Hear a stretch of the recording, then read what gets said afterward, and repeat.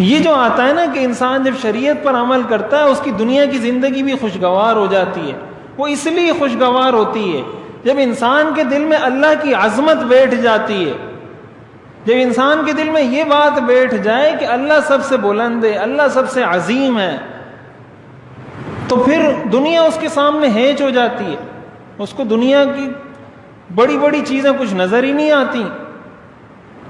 پھر لوگ حیران ہوتے ہیں کہ یار یہ کیسے. میں نے واقعہ سنایا تھا نا جمعے میں کہ ایک بزرگ کو کسی نے آ کر خبر دی کہ آپ کا بحری جہاز تھا وہ غرق ہو گیا.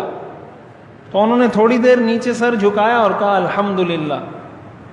تھوڑی دیر بعد کسی نے آ کے کہا کہ وہ آپ کا جو بحری جہاز تھا وہ آپ کا نہیں تھا, وہ کسی اور کا تھا, آپ کا جہاز صحیح سالم ہے. انہوں نے سر جھکایا, تھوڑی دیر بعد کہا الحمدللہ.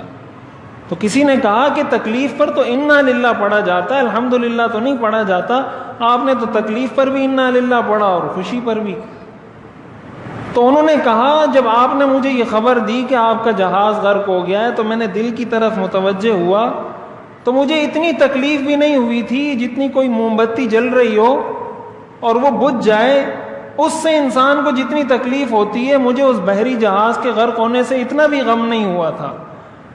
تو میں انا للہ کس چیز پہ پڑھتا؟ میں نے کہا الحمدللہ.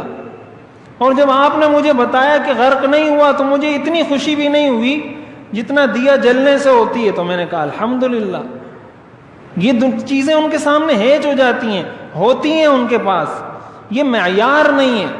بعض لوگ کہتے ہیں نا یہ کیسا مولوی ہے اس کے پاس اتنی بڑی بڑی گاڑیاں ہیں, غریب ہو تو کہتے ہیں یہ کیسا اللہ والا ہے, اتنا فقیر ہے اس کے پاس کھانے کو نہیں ہے. تو غریب ہونا یا امیر ہونا یہ معیار نہیں ہے بزرگی کا. مولانا طارق جمیل صاحب دامت برکاتہم, ان کو لوگ گاڑیوں میں دیکھتے ہیں تو پھر اعتراضات شروع کر دیتے ہیں, یہ کیسا مولوی یہ پراڈوں میں گھومتا ہے. اور اگر کوئی مولوی سائیکل پہ گھوم رہا ہوگا تو کہتے ہیں یار یہ کیسا مولوی یہ سائیکل پہ گھوم رہا ہے, تو کیا کرے. وہ کہتے ہیں نا ایک والد اور بیٹا جا رہے تھے, ان کے پاس ایک گدھا تھا. تو سفر چل رہا تھا, والد نے بیٹے کو کہا کہ تم بچے ہو تم بیٹھ جاؤ, میں بڑا ہوں چلو میں پیدل چل لوں گا. وہ ایک بستی سے گزرے, لوگوں نے کہا اتنا بے ادب آدمی ہے, والد پیدل چل رہا ہے اور بیٹا وہ سواری پر سوار ہوا ہے. اس نے کہا چلو میں اتر جاتا ہوں آپ بیٹھ جاؤ. اس نے والد کو سوار کروایا, چل دیا. تھوڑا آگے گئے, لوگوں نے کہا عجیب بات ہے, بچے کو پیدل چلا رہا ہے خود سواری پر بیٹھا ہوا ہے. اس نے کہا ایسا کرو آپ بھی اتر جاؤ میں بھی اتر جاتا ہوں, گدھے کو ویسے ہی لے کے چلتے ہیں. تھوڑی دیر آگے گیا, لوگوں نے کہا عجیب لوگ ہیں, سواری ان کے پاس ہے یہ بھی پیدل چل رہا ہے یہ بھی پیدل چل رہا ہے. تو اس نے کہا پھر ایسا کرتے ہیں اس گدھے کو سر پہ اٹھا لیتے ہیں. گدھے کو سر پہ اٹھایا, لوگوں نے کہا عجیب لوگ ہیں, لوگ سواری پہ سوار ہوتے ہیں, اس نے اپنے اوپر سوار کیا ہوا ہے.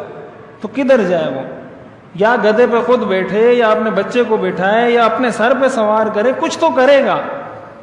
تو یہ معیار نہیں ہے, ہم نے ان چیزوں کو معیار بنا لیا. ایسے لوگ دل کے بادشاہ ہوتے ہیں جن کو اللہ کی عظمت نصیب ہو جاتی ہے. وہ غریب بھی ہوتا ہے تو اس کو بڑے بڑے امیر کچھ نظر نہیں آتے, وہ امیر بھی ہوتا ہے تو بڑے بڑے امیر اس کو کچھ نظر نہیں آتے. یہ وہ اصل احساس نصیب ہوتا ہے. وہ ہوتا غریب ہے جس کو کہا جاتا ہے فقیری میں بادشاہی, وہ فقیر ہوتا ہے. حضور علیہ الصلوۃ والسلام کے پاس حضرت عائشہ فرماتی ہیں 3 مہینے گزر جاتے تھے ہمارے گھر میں چولہا نہیں جلتا تھا, لیکن حضور علیہ الصلوۃ والسلام کے دل میں کیا کبھی کسی کے بارے میں یہ خیال پیدا ہوا کہ یہ اتنا مالدار آدمی ہے. 3 مہینے جس گھر میں چولہا نہ جلتا ہو وہاں فقر و فاقے کا کیا عالم ہوگا. 3 پتھر آپ نے پیٹ پر باندھے ہوئے تھے بھوک کی وجہ سے. تو اس کو آپ کیا کہیں گے کہ یہ بزرگی نہیں ہے. اور ایک وقت مسلمانوں پر وہ بھی آیا کہ روم بھی فتح کیا, فارس بھی فتح کیا, دنیا کی سپر طاقت اسلامی ریاست بنی, وہ وقت بھی آیا. اسی لیے جب صحابہ جاتے تھے بڑے بڑے بادشاہوں کے دربار میں تو وہ اپنے اسی حلیے میں جاتے تھے,